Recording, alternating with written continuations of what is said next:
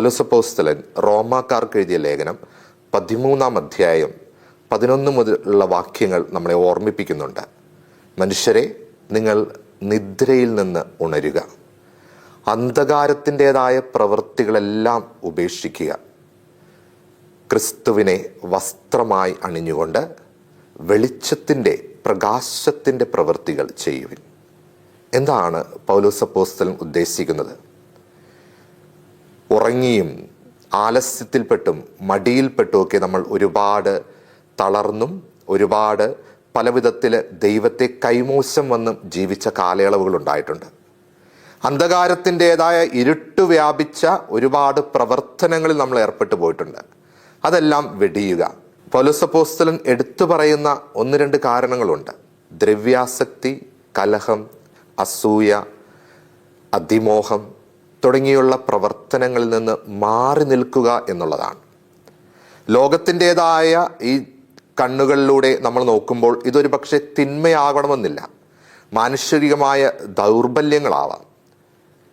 ഈശോയുടെ കൂടെ ഇനി സഞ്ചരിക്കുവാൻ, കർത്താവിന് കമ്പനി കൊടുക്കുവാൻ, പ്രകാശത്തിലേക്ക് വ്യാപരിക്കുവാനായി ഇനി മുതൽ നമ്മൾ പ്രകാശത്തിൻ്റെതായ ചര്യകൾ ജീവിതത്തിൽ വർത്തിക്കണം. എന്താണ് പ്രകാശത്തിൻ്റെതായ പ്രവർത്തനങ്ങൾ? നമുക്കുണ്ടായിരുന്ന കാരുണ്യം, സ്നേഹം, മറ്റുള്ളവരുടെ മനസ്സ് അറിഞ്ഞ് അതനുസരിച്ച് പ്രവർത്തിക്കാനുള്ള അലിവുള്ള ഒരു ജീവിത ശൈലി, ഇതൊക്കെ നമ്മുടെ ജീവിതത്തിൽ ഉണ്ടാകുമ്പോൾ നമ്മൾ പ്രകാശത്തിൻ്റെ മക്കളാവുകയാണ്. ക്രിസ്തുവിനെ ധരിക്കുവൻ എന്നതുകൊണ്ട് ഉദ്ദേശിക്കുക ദൈവത്തെ രുചിച്ചറിഞ്ഞ് ദൈവത്തിലെ ലയിച്ചു ചേർന്ന് ആ ക്രിസ്തുവിനെ ജീവിതം കൊണ്ട് പ്രഘോഷിക്കുക എന്നുള്ളതാണ്. യെശയ്യാപ്രവാചകന്റെ പുസ്തകം 2-ാം അധ്യായത്തിൽ പറയുന്നുണ്ട്, വരൂ നമുക്ക് യാക്കോബിൻ്റെ ഭവനത്തിലേക്ക് പോകാം, കർത്താവിൻ്റെ പ്രകാശത്തിൽ വ്യാപരിക്കാം. ഇത് തന്നെയാണ് ആഗമനകാലവും നമുക്ക് നൽകുന്ന ചിന്ത.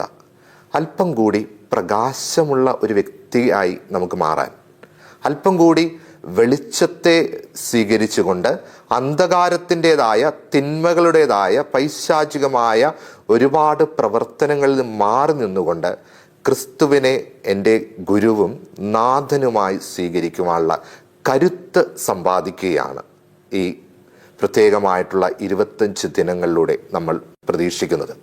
വചനത്തിലേക്ക് വീണ്ടും മടങ്ങി വരാം. വചനം പറയുന്നുണ്ട്, ആ കാലയളവിൽ മനുഷ്യപുത്രൻ ലോകത്തിലേക്ക് കടന്നു വരുന്ന കാലയളവിൽ ഒരു വയലിൽ 2 പേരുണ്ടാവും. ഒരുവൻ എടുക്കപ്പെടും, മറ്റൊരുവൻ അവശേഷിക്കും. ഒരുവൻ എടുക്കപ്പെടും, മറ്റൊരുവൻ അവശേഷിക്കും. എന്താണ് ഇതുകൊണ്ട് അർത്ഥമാക്കുക? സത്യത്തിൽ കർത്താവ് ഒരുവനെ തിരസ്കരിക്കുകയും മറ്റൊരുവനെ സ്വീകരിക്കുകയും ചെയ്യുന്ന ഒരു പ്രവണത. എന്തുകൊണ്ടായിരിക്കണം ഒരുവൻ തിരസ്കരിക്കപ്പെടുവാനായിട്ടുള്ള കാരണം? ഒരേ ജോലി ചെയ്യുന്ന, ഒരുമിച്ചൊരു വയലിൽ ആയിരിക്കുന്ന, ഒരേ കാര്യങ്ങളിൽ വ്യാപൃതനാകുന്ന 2 പേരിൽ ഒരുവൻ മാത്രം മാറ്റി നിർത്തപ്പെടുകയും മറ്റൊരുവനെ ദൈവസന്നിധിയിലേക്ക് ചേർക്കപ്പെടുകയും ചെയ്യുന്നതിനുള്ള കാരണം എന്താണ്? വചനം പറയുക വ്യക്തമാണ്. ഒരുവൻ കർത്താവിൻ്റെതായ നിലപാടുകളെടുത്ത വ്യക്തിയാണ്. നന്മകളിലേക്ക് ചേക്കേറുവാനായിട്ട് സ്വയം തിരഞ്ഞെടുത്തൊരു വ്യക്തിയാണ്. മറ്റൊരുവനോ ലോകത്തിൻ്റെതായ സുഖലോലുപതയിൽ ജീവിച്ച വ്യക്തി. ഒരു മാറി നടക്കുവാനോ വേറിട്ട് ചിന്തിക്കുവാനോ തയ്യാറാവാതെ ഈ കൊച്ചു ലോകത്തിൽ എന്തു വന്നാലും എനിക്ക് ആസ്വദിക്കണം, മുന്തിരിച്ചാറ് പോലുള്ള ഈ ജീവിതം എന്ന് ചിന്തിച്ചുകൊണ്ട് പ്രവർത്തനങ്ങളിൽ ഏർപ്പെടുന്ന വ്യക്തി, അവൻ തീർത്തും അവഗണിക്കപ്പെടും. ഓർക്കുക, ദൈവത്താൽ തിരസ്കരിക്കപ്പെട്ടാൽ പിന്നെ ജീവിതം കൊണ്ട് എന്ത് പ്രയോജനം? ദൈവത്താൽ സ്വീകരിക്കപ്പെടുവാൻ ഞാൻ എന്തൊക്കെ പ്രവൃത്തികളാണ് ചെയ്യേണ്ടത്? ആഗമനകാലം നമ്മളോട് പറയുന്നത് കുറേ കാര്യങ്ങൾ ഒഴിവാക്കുക എന്നത് മാത്രമല്ല, കുറേ നിലപാടുകൾ ജീവിതത്തിൽ സ്വീകരിക്കുക എന്നുള്ളതാണ്. നന്മ ചെയ്യാനുള്ള ഒരു നിലപാട്, സ്നേഹിക്കുവാനുള്ള ഒരു നിലപാട്, പരസ്പരം പങ്കുവെക്കുവാനും മനസ്സിലാക്കുവാനുമുള്ള ഒരു പ്രവണത, ഇതൊക്കെ നമ്മുടെ ജീവിതത്തിൽ നമ്മൾ സ്വീകരിക്കേണ്ടതാണ്. കുറേ കാര്യങ്ങൾ ഒഴിവാക്കിക്കൊണ്ട് ഈശോയെ സ്വീകരിക്കുക എന്നതല്ല ഇവിടെ അർത്ഥമാക്കുന്നത്. നമ്മുടെയൊക്കെ കുടുംബങ്ങളിൽ നമ്മൾ ഇതുവരെയും ഒന്ന് സ്നേഹം കൊണ്ട് ചേർത്ത് പിടിക്കാത്ത ഒത്തിരി ആളുകളില്ലേ? നമുക്കുണ്ടായിട്ടും പങ്കുവെക്കാതെ കൂട്ടുവെച്ച് നമ്മൾ ഒരുപാട് സ്വരുക്കൂട്ടുന്നതിൻ്റെ വ്യഗ്രതയിലേക്ക് കടന്നു പോകുന്നില്ലേ? അതൊക്കെ ഒന്ന് പകർത്തു കൊടുക്കുമ്പോൾ മറ്റുള്ളവരുടെ കണ്ണുനീര് കണ്ടുകൊണ്ട് അത് ഒപ്പിയെടുക്കുവാനുള്ള അലിവുള്ളൊരു മനസ്സ് സ്വന്തമാക്കുമ്പോഴൊക്കെ നമ്മൾ ദൈവത്തിൻ്റെ മുമ്പിൽ സ്വീകരിക്കപ്പെടുന്ന വ്യക്തികളായി മാറും. അങ്ങനെ ദൈവത്തിന് സ്വീകാര്യനാകുവാനുള്ള ഒരു ജീവിതചര്യ നമ്മുടെ ജീവിതം കൊണ്ട് നേടിയെടുക്കുക എന്നതാണ് ഈ കാലയളവിൽ നമ്മളെ വചനം പഠിപ്പിക്കുക. വീണ്ടും വചനത്തിൽ നോഹയുടെ ഉദാഹരണം നമ്മൾ കാണുന്നുണ്ട്. നമുക്കറിയാം, ആ കാലഘട്ടത്തിൽ വചനം നമ്മളെ ഓർമ്മിപ്പിക്കുന്നത് അവർ തിന്നും കുടിച്ചും വിവാഹം കഴിച്ചും കഴിപ്പിച്ചും ജീവിച്ചു പോന്നു. ആഹ്ലാദത്തിൻ്റെയും ആഘോഷത്തിൻ്റെയും ഒരു നാളുകളായിരുന്നു അത്. ദൈവത്തെ മറന്നുകൊണ്ട്, ദൈവം നൽകിയ കൃപകളെ മറന്നുകൊണ്ട്, ദൈവം പോലും നിരാശയോടെ നോക്കുന്നുണ്ട്. ഞാൻ സൃഷ്ടിച്ച മക്കളാണോ ഇവരൊക്കെ എന്ന രീതിയിൽ ചിന്തിക്കുവാൻ ഇടവരുത്തുന്ന രീതിയിലായിരുന്നു ആ കാലയളവിൽ മനുഷ്യരുടെ ജീവിതം. അത്തരമൊരു ജീവിതത്തിൽ നിൽക്കുമ്പോൾ ദൈവം അവരുടെ ജീവിതത്തിലേക്ക് ഇടപെടുകയാണ്. അതിനായിട്ട് തിരഞ്ഞെടുക്കുന്നത് നോഹയാണ്. അങ്ങനെ നോഹ കർത്താവ് പറയുന്നത് അതേപടി അനുസരിക്കുകയാണ്. കർത്താവിൻ പറയുന്നത് അതേപടി അനുസരിച്ചുകൊണ്ട് ഒരു പെട്ടകം നിർമ്മിക്കുന്നുണ്ട്. ആ പെട്ടകം നിർമ്മിക്കുന്നത് എവിടെയാണ്? മരുഭൂമിയിലാണ്. ആളുകളൊക്കെ നോഹയെ കളിയാക്കുന്നുണ്ട്. എന്തിനാണ് ഈ മരുഭൂമിയിൽ ഇങ്ങനെ ഒരു പെട്ടകം നിർമ്മിക്കുന്നതിൻ്റെ ആവശ്യകത? അതുകൊണ്ട് എന്തെങ്കിലും ഉപകാരമുണ്ടോ? ആളുകൾ വിഡ്ഢിയെന്ന് വിളിക്കുന്നുണ്ട് നോഹയെ. എങ്കിലും കർത്താവ് പറഞ്ഞത് അതേപടി അനുസരിക്കുന്ന നോഹ. ഇനിയൊരു പ്രളയമോ ഇനിയൊരു വർഷക്കാലമോ അത് അതിമഴപ്പെയ്ത്തോ ഒന്നും ഉണ്ടാവില്ല എന്ന ധാരണയിൽ ആളുകൾ വീണ്ടും ആ സുഖലോലുപതയിൽ തന്നെ ജീവിച്ചു. ഒരു അണുവിട മാറാൻ തയ്യാറായില്ല. അവർ നോഹയെ കളിയാക്കി, ദൈവത്തെ കളിയാക്കി, ദൈവീയ കൽപ്പനകളിൽ നിന്നൊക്കെ വ്യതിചലിച്ച് ജീവിച്ചു. പക്ഷേ അവസാനം പ്രളയം വന്ന് ഈ ഭൂമിയിൽ നിറഞ്ഞപ്പോൾ ആ തിന്നുകുടിച്ചവർ, സുഖലോലുപതയിലായിരുന്നവരൊക്കെ തിരസ്കരിക്കപ്പെട്ട വ്യക്തികളായിട്ട് മാറി. കുറച്ചു പേർ മാത്രം ദൈവസന്നിധിയിലേക്ക് ചേർക്കപ്പെട്ടു.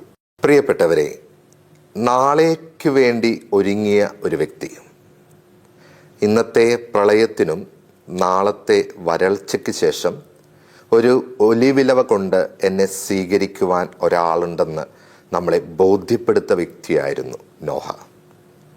നമ്മൾ ഇന്നത്തെ കാലഘട്ടത്തിൽ ഇന്ന് മാത്രം ആനന്ദിച്ച് ആസ്വദിക്കണമെന്ന് ചിന്തിക്കുമ്പോൾ നാളെ നിന്റെ ജീവിതത്തിൽ വരാനിരിക്കുന്ന വിവിധ ഘട്ടങ്ങളിൽ എങ്ങനെയാണ് നീ ഒരുക്കത്തോടെ കാത്തിരിക്കുന്നത്? നോഹ നമുക്കൊരു അടയാളവും ദൃഷ്ടാന്തവുമാണ്. ഉൽപ്പത്തി പുസ്തകം 6ഉം 7ഉം വളരെ വ്യക്തമായിട്ട് നോഹയെ വരച്ചു കാണിക്കുന്നുണ്ട്. സമൂഹം മുഴുവൻ അദ്ദേഹത്തെ തെറ്റിദ്ധരിച്ചപ്പോഴും സമൂഹം മുഴുവനെ മാറ്റി നിർത്തിയപ്പോഴും കർത്താവിൻ്റെ വാക്കുകളിൽ നിന്ന് അണുവിട വ്യതിചലിക്കുവാൻ നോഹ തയ്യാറായില്ല എന്നുള്ളതാണ്. അത് അതേപടി അനുസരിക്കുകയും കർത്താവിൻ്റെ ഹിതം അതേപടി ജീവിതത്തിൽ സ്വീകരിക്കുകയും ചെയ്തപ്പോൾ നോഹ എന്നും ഓർമ്മിപ്പിക്കപ്പെടുന്ന വ്യക്തിയായി മാറി. ആഗമനകാലം നമ്മളിൽ നിന്നും ദൈവം പ്രതീക്ഷിക്കുന്നതും ഇതുതന്നെയാണ്. കർത്താവിൻ്റെ വാക്കുകൾക്ക് ചെവി കൊടുക്കുവിൻ.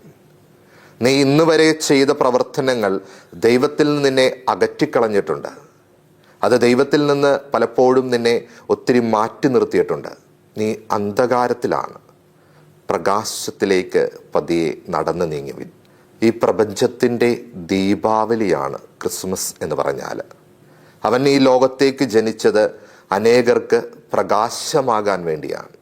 ആ ക്രിസ്തുവിനെ സ്വീകരിക്കാൻ ഒരുങ്ങുന്ന എൻ്റെ ജീവിതത്തിൽ അതിനനുസരിച്ചുള്ളൊരു പ്രകാശത്തിൻ്റെ പ്രഭയില്ലെങ്കിൽ പിന്നെ ഞാൻ കണ്ടുമുട്ടുന്നത് വെറും ശുദ്ധമല്ലാത്ത അശുദ്ധമായ കാഴ്ചകൾ മാത്രമായിരിക്കും.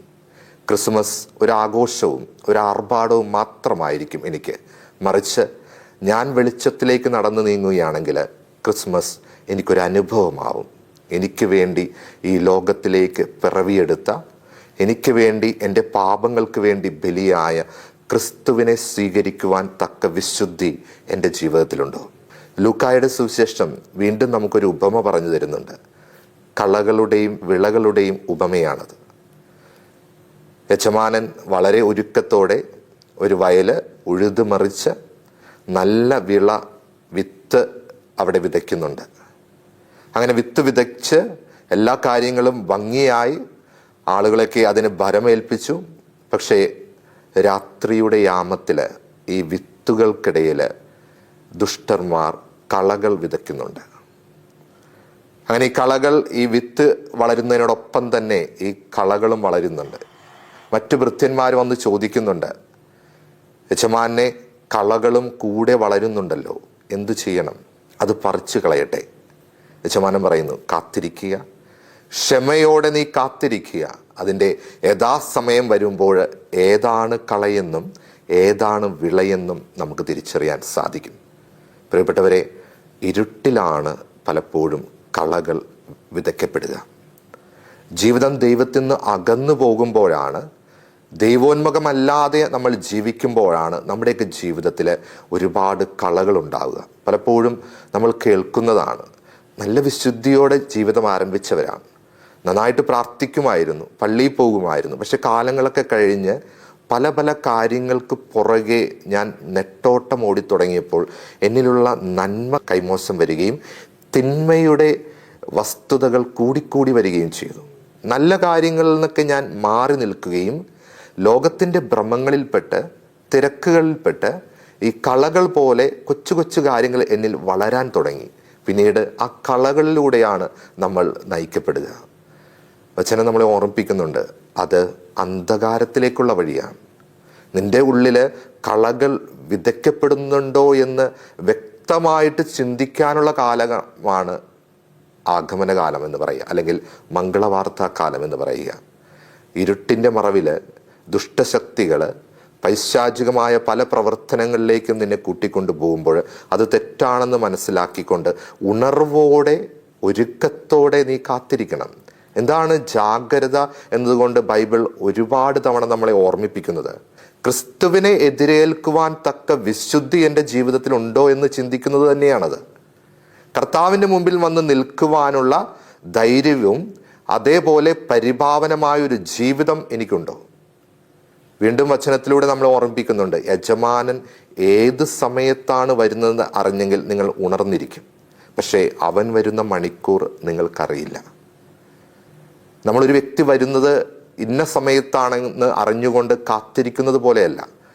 24 മണിക്കൂറും ഉണർന്നിരിക്കാൻ, ജീവിതം മുഴുവൻ നീണ്ടു നിൽക്കുന്ന ഒരു കാത്തിരിപ്പായിരിക്കാൻ ശ്രമിക്കുമ്പോഴാണ് നമ്മുടെ ക്രൈസ്തവ ജീവിതമൊക്കെ നല്ല ഫലങ്ങൾ കൊടുക്കുന്ന വിളകളായിട്ട് മാറുക. രക്ഷാകര ചരിത്രം കാത്തിരിപ്പിൻ്റെയും പ്രതീക്ഷയുടെയും ചരിത്രമാണ്. സുവിശേഷങ്ങളിലും വിശുദ്ധ ഗ്രന്ഥങ്ങളിലും ഇത്തരം കാത്തിരിപ്പുകൾ നമ്മൾ കാണുന്നുണ്ട്. അബ്രാഹത്തിൻ്റെ ജീവിതം ഒരു നീണ്ട കാത്തിരിപ്പായിരുന്നു ഒരു പുത്രന് വേണ്ടി. ഹന്നയുടെ ജീവിതം ഒരു നീണ്ട കാത്തിരിപ്പായിരുന്നു ഒരു പുത്രന് വേണ്ടി. എലിസബത്തിൻ്റെയും സക്രിയയുടെയും ജീവിതം, അന്നയുടെയും ശിമയോൻ്റെയും ജീവിതം, ഇതൊക്കെ ഒരു നീണ്ടു നിൽക്കുന്ന ഒരുക്കത്തോടുള്ള കാത്തിരിപ്പാണ്. വെറുതെ കാത്തിരിക്കുന്നതല്ല, മറിച്ച് തൻ്റെ ദൈവം തൻ്റെ ജീവിതത്തിൽ ഇടപെടുമെന്നും ആ കർത്താവിൻ്റെ ഇടപെടൽ വ്യക്തമായി മനസ്സിലാക്കിക്കൊണ്ട് അതിനുവേണ്ടി ഒരുക്കത്തോടെ, ഉറക്കത്തിൻ്റെ ചുവടൊന്നുമില്ലാതെ വ്യക്തമായി കാത്തിരിക്കുകയാണ് ഇവരൊക്കെ. ഇങ്ങനെ കാത്തിരിക്കുന്നവർക്ക് മുമ്പിൽ ദൈവം പലപ്പോഴായിട്ട് പ്രത്യക്ഷപ്പെടുന്നതും ദൈവിക പദ്ധതികളുടെ ഭാഗമായിട്ട് അവർ മാറുന്നതും നമ്മൾ വചനങ്ങളിലൂടെ വായിച്ചെടുക്കുന്നുണ്ട്. ദൈവം ഒരു കൈക്കുഞ്ഞായി നമ്മുടെ ഇടയിലേക്ക് കടന്നു വരുമ്പോൾ, 1000 സൂര്യ തേജസ്സിനേക്കാൾ പ്രഭയുള്ള ദൈവം ഒരു ഇളം വെയിൽ സ്നേഹം പോലെ, നിലാവ് പോലെ അവൻ നമ്മുടെ കരങ്ങളിലേക്ക് കടന്നു വരുമ്പോൾ എൻ്റെ ജീവിതം പ്രകാശപൂർണിതമാണ്. നമ്മൾ സാധാരണ കേൾക്കാറുണ്ട്, സ്റ്റാറായി മാറുക. നമ്മുടെ കുട്ടികളോടൊക്കെ നമ്മൾ പറഞ്ഞു കൊടുക്കാറുണ്ട്, നീ എവിടെ പോയാലും സ്റ്റാറായിട്ട് മാറണം, എല്ലാവരുടെ ഇടയിൽ മുൻപന്തിയിൽ നിൽക്കണം, എല്ലാ കാര്യത്തിലും അഗ്രഗണ്യനാവണം, ഒരു കാര്യത്തിലും പിന്നോട്ട് പോകരുത്. അങ്ങനെ പല പല സ്റ്റാറുകളായി മാറാനും പല സ്റ്റാറുകൾ ജീവിതത്തിൽ മേടിച്ചെടുക്കുവാനും ശ്രമിക്കുന്നവരാണ് നമ്മൾ. എന്താണ് ഈ സ്റ്റാറായി മാറുക എന്ന് പറഞ്ഞാൽ? ആ ഒരു പ്രകാശത്തിലേക്ക് നയിക്കപ്പെടുക എന്നല്ലേ അർത്ഥം. ഭൗതികമായ ഒരു സ്റ്റാറായി മാറുന്നതിനേക്കാൾ ഉപരി എൻ്റെ ജീവിതത്തിലൂടെ മറ്റൊരാൾക്കൊരു പ്രകാശം കൊടുക്കുമ്പോഴല്ലേ ഞാൻ യഥാർത്ഥത്തിൽ സ്റ്റാറായിട്ട് മാറുക. ക്രിസ്തുവെന്ന സ്റ്റാറിനെ, അല്ലെങ്കിൽ ക്രിസ്തുവെന്ന സൂര്യ തേജസ്സിനെ സ്വീകരിക്കുവാനായിട്ട് എന്നെ ഒരുക്കുമ്പോൾ ആ ക്രിസ്തുവിൻ്റെ പ്രഭയിൽ നിന്ന് പ്രകാശം സ്വീകരിച്ച് ഞാൻ മറ്റുള്ളവരുടെ ജീവിതത്തിൽ സ്റ്റാറായി മാറുകയാണ്. ഈ ആഗമനകാലം ഒരു മടക്കയാത്രയാവട്ടെ. ജീവിതത്തിൽ കൈമോശം വന്ന നന്മകളെ, നഷ്ടപ്പെട്ടു പോയ ചില ബന്ധങ്ങളെ, സ്നേഹത്തിൻ്റെ ഉറവ പറ്റിപ്പോയ നിമിഷങ്ങളെ, സൗഹൃദത്തിൻ്റെ കരുതലുകളെ, സാഹോദര്യത്തിൻ്റെ നല്ല മനസ്സുകളെയൊക്കെ ചേർത്ത് പിടിക്കുവാനുള്ള കാലം. അതൊരു മടക്കയാത്രയാണ്. ജീവിതത്തിൽ കൈമോശം വന്ന നിഷ്കളങ്കതയെ തിരിച്ചു പിടിക്കാം. വീണ്ടും വചനം പറയുന്നു, നീ രണ്ടാമതും ജനിക്കുന്നില്ലെങ്കിൽ സ്വർഗരാജ്യം നിനക്ക് വിദൂരത്താണ്. രണ്ടാമതും ഒരു പിറവി എനിക്കുണ്ടാവണം. എന്താണ് ഈ രണ്ടാമതും ഒരു പിറവി ഉണ്ടാകണമെന്ന് വചനം പറയുന്നതിൻ്റെ ആവശ്യകത? വീണ്ടും എന്നിൽ കൈമോശം വന്ന ആ ശിശു സഹജമായ, നിഷ്കളങ്കമായ, സ്നേഹവാത്സല്യമായ ഒരു ബാല്യത്തിൻ്റെ ഗൃഹാതുരത്വ സ്മരണകൾ നമുക്കുണ്ട്. അതിലേക്കൊരു തിരിച്ചുവരവ് നമ്മൾ നടത്തണം, ഒരു മടക്കയാത്ര നമ്മൾ നടത്തണം. അപ്പോഴാണ് ക്രിസ്തുവിൻ്റെ ജനനം എൻ്റെയും ഈ ലോകം മുഴുവൻ്റെയും രക്ഷയായിട്ട് എനിക്ക് അനുഭവപ്പെടുക.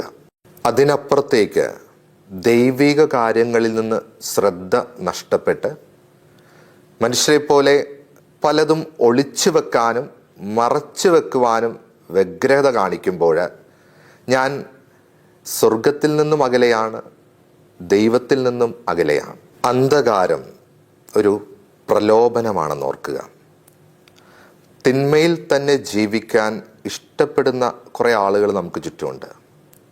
പ്രകാശത്തിലേക്ക് വരുന്നത് താല്പര്യമില്ലാതെ, ഞാൻ ചെയ്യുന്ന പ്രവൃത്തികളൊക്കെ ശരിയാണെന്ന് ധരിച്ചുകൊണ്ട്, ഞാൻ ചെയ്യുന്ന പ്രവൃത്തികളിൽ നിന്ന് അണുദിന മാറ്റമില്ലാതെ എൻ്റെ ഭാഗമാണ് ശരി എന്ന് ചിന്തിച്ചുകൊണ്ട് ഇരുട്ടിൽ തന്നെ വ്യാപരിക്കുന്നവർ ഒത്തിരി ആളുകൾ നമുക്ക് ചുറ്റുമുണ്ട്. ഉദാഹരണമായിട്ട് മദ്യപാനശീലം. അതിലൊരു തെറ്റില്ല.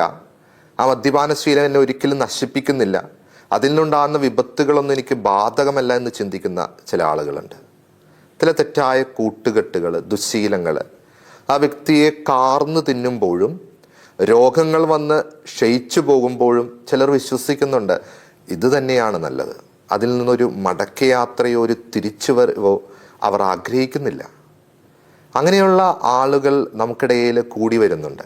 അങ്ങനെയുള്ള ചിന്തകൾ നമുക്കിടയിൽ കൂടി വരുന്നുണ്ട്. ഏതാണ് തെറ്റ്, ഏതാണ് ശരിയെന്ന് തീരുമാനിക്കേണ്ടത് ഞാനാണ്, എൻ്റെ ഇഷ്ടത്തിനനുസരിച്ച് ജീവിക്കണം എന്ന് ചിന്തിക്കുന്നവർക്കിടയിലേക്ക് ശക്തമായ വെളിപാടാണ് ക്രിസ്തുവിൻ്റെ ജനനം എന്ന് ഓർക്കുക. അവൻ വ്യക്തമാക്കുന്നുണ്ട്, നിൻ്റേതായ പ്രവർത്തനങ്ങളിൽ നിന്ന് നീ മാറി നടക്കുവിൻ. നാളെ ഒരു വസന്തം വരാനുണ്ട് എന്ന വിശ്വാസത്തിൽ നീ ഇന്നത്തെ ജീവിതം അതിനുവേണ്ടി സ്വരുക്കൂട്ടി വെക്കുവിൻ. അന്ധകാരത്തിൻ്റെതായ പ്രവൃത്തികളിൽ നിന്ന് മാറി നടക്കുവിൻ. ദൈവം പ്രകാശമായി ഈ ലോകത്തേക്ക് പെയ്തിറങ്ങുമ്പോൾ ലൂക്കായുടെ സുവിശേഷം ഓർമ്മപ്പെടുത്തുന്ന പോലെ അവനെ നോക്കിയവരൊക്കെ പ്രകാശിതരായി. കർത്താവിനെ നോക്കുവാനുള്ള വിശുദ്ധി എൻ്റെ ജീവിതത്തിലുണ്ടോ? കർത്താവിനെ നേരിൽ കണ്ടുകൊണ്ട് ആ പ്രകാശം എന്നിലേക്കും സ്വരൂപിക്കുവാൻ തക്ക ഒരുക്കവും ധൈര്യവും എൻ്റെ ജീവിതത്തിലുണ്ടോ? ജാഗ്രത ഒരു പ്രതീകമാണ്, ഒരടയാളമാണ്. ഈശോയ്ക്ക് വേണ്ടി സദാ ഉണർന്നിരിക്കുവാനുള്ള അടയാളം. ജീവിതത്തിൽ ജാഗ്രതയ്ക്ക് കൈമോശം വന്നുകൊണ്ടിരിക്കുന്ന കാലഘട്ടത്തിൽ, ജീവിതത്തിൽ ഉണർവുകളൊക്കെ പലപ്പോഴും വീഴ്ചകളാണെന്നൊക്കെ ചിന്തിക്കുന്ന ഈ കാലഘട്ടത്തിൽ ക്രിസ്മസ് നമ്മളെ ഒരു പുതുപ്പിറവിയിലേക്കാണ് നയിക്കുന്നത്. പുൽക്കൂട്ടിൽ ക്രിസ്തു ഭൂജാതനാകുമ്പോൾ എൻ്റെ ജീവിതത്തിന് ഒരു പിറവി ഉണ്ടാകണം. ക്രിസ്തു പുൽക്കൂട്ടിൽ ജനിക്കുമ്പോൾ പാതിരാ കുർബാനയൊക്കെ കഴിഞ്ഞ് നമ്മൾ ക്രിസ്തുവിനെ ചുംബിച്ചു മടങ്ങുമ്പോൾ ഞാൻ മറ്റൊരു വ്യക്തിയായിട്ട് മാറണം. ഇന്നലെ വരെ നടന്ന വഴികളല്ല, ഇന്നലെ വരെ ഞാൻ സ്വീകരിച്ച നിലപാടുകളല്ല, ക്രിസ്തുവിന് വേണ്ടി വ്യക്തമായ നിലപാടുകൾ സ്വീകരിക്കുവാൻ, ദൈവരാജ്യത്തിന് വേണ്ടി സാക്ഷ്യം നൽകുവാൻ, ജീവിതത്തിൽ വേറിട്ട വഴിയിലൂടെ നടന്നു പോകുവാൻ, ക്രിസ്തുവിനെ കാണുവാൻ വന്ന ജ്ഞാനികളെ പോലെ ഒന്ന് മാറി നടക്കുവാനായിട്ടുള്ള ഒരു മനസ്സും അതിന് സ്വീകാര്യമായിട്ടുള്ള ഒരുക്കമുള്ള ഒരു ഹൃദയവും എനിക്കുണ്ടാകുമ്പോഴാണ് ക്രിസ്തുവിൻ്റെ ജനനം എൻ്റെ രക്ഷയുടെ അടയാളമായിട്ട് എനിക്ക് അനുഭവപ്പെടുക. ഈ ആഗമനകാലത്ത് നമുക്ക് പ്രാർത്ഥിക്കാം. ഒരുക്കവും ജാഗ്രതയും ഉണർവുമൊക്കെ എൻ്റെ ജീവിതത്തിൽ നഷ്ടപ്പെട്ടുകൊണ്ടിരിക്കുകയാണ്. ഈ ആഗമന കാലത്ത് നമുക്ക് പ്രാർത്ഥനകൾ ചേർത്ത് വെക്കാം. എന്നും ഒരുക്കത്തോടെയും ഉണർവോടെയും ജീവിച്ചവനാണ് ക്രിസ്തു. അത് കാനായിലെ കല്യാണ വിരുന്ന് മുതൽ അങ്ങ് കാൽവരി വരെ. ഒരിക്കൽ പോലും അവൻ്റെ നിയോഗങ്ങൾ അവൻ കൈവിട്ടിട്ടില്ല. അവൻ കർത്താവിൻ്റെ പദ്ധതികൾക്കെതിരായി ഒന്നും പ്രവർത്തിച്ചിട്ടില്ല. എന്നും ഒരുക്കത്തോടെ ഉണർവോടെ ജീവിച്ച ക്രിസ്തുവിനെ വരവേൽക്കുവാൻ ഉണർവുള്ളൊരു ഹൃദയവും ഉണർന്നിരിക്കുന്ന ഒരു മനസ്സും നമുക്കുണ്ടാവട്ടെ.